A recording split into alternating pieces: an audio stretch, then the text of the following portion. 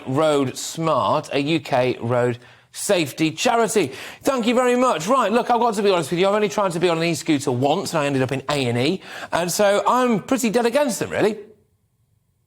I think you're not alone in that respect, I'm afraid, Patrick. They are coming out as being more and more dangerous. We've only really had good statistics for the last 2 years. And as you say, it's gone from 9 deaths last year up from 1 death the year before, a huge increase. And there's over 1,500 people being injured by these things as well. And of course, they're not that widely used, mainly in London, as you've said.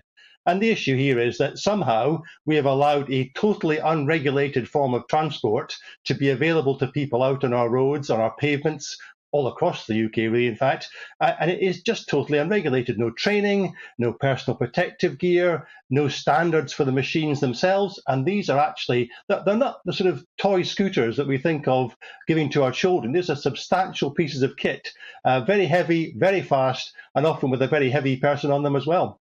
Yeah, indeed. That certainly was when I was riding one, that's for sure. But it's also not just them, is it? You get these kind of almost monocycle-y type ones as well, and you just think, OK, they might be a good gimmick when you're down the park, but actually you're razzing it through a cycle lane.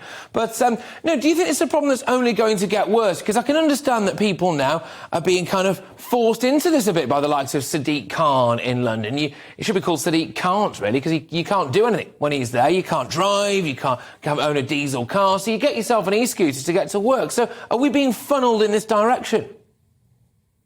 Well, I think in theory, the idea of a small, light, mobile device that you could perhaps put in a bag or the boot of your car or sling over your shoulder, take the bus, take the train, get to close to your destination, and then e-scoot to your final destination. In theory, it's great. But the trouble is, in reality, that's not what's happening. We've got this totally unregulated market.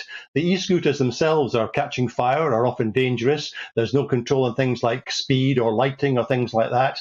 But also, what we're finding is that the people who are using e-scooters are actually using them instead of using the tube, instead of using the bus. They're actually coming out of public transport rather than coming out of cars. So really, they're not really proving to be the sort of active travel solution that I think people like Sadiq Khan had hoped for, because the people using them are actually just coming out of public transport. So it's public transport's loss rather than fewer cars being used by e-scooter users. Well, I've got to be honest with you, I do another show on Friday nights, Friday Night Feast, 7 till 9 p.m, and a big centrepiece of that is a challenge Christie's. Now, I can't help but wonder whether or not trying to ride a flaming e-scooter through London could be quite a good one to do there, actually. But who's worse, cyclists or drivers of e-scooters?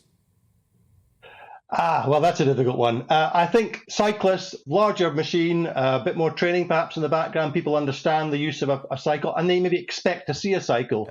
Yeah. These e-scooters, small, silent, deadly, being used amongst pedestrians. The second biggest group of people who were injured by e-scooters were pedestrians. And if you look at the age chart that came out as well, it was mainly older pedestrians who are being hit by these e-scooters as well. So they're illegal and they're dangerous on pavements. They're illegal and they're dangerous on roads. The only place that IAM RoadSmart would like to see them being allowed to be used is actually in private land or on cycle tracks. If we had more cycle tracks, more cycle lanes, that would keep the cyclists and the e-scooters separate and safe from the traffic and from the pedestrians.